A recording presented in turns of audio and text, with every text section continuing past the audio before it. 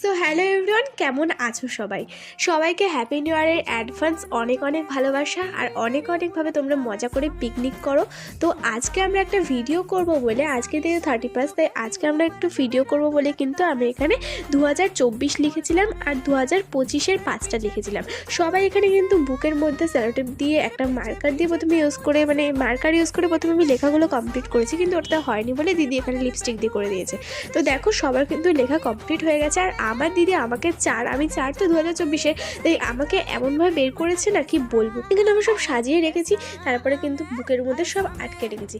যাই হোক, যেহেতু দেরি হয়ে যাচ্ছিল অনেকটাই, আমরা 12টা খেলে কি হবে, বাচ্চাগুলো তো আর 12টায় খেতে পারবে না, তাই কিন্তু এখানে ওদেরকে বসিয়ে দিয়েছিলাম খাওয়াতে।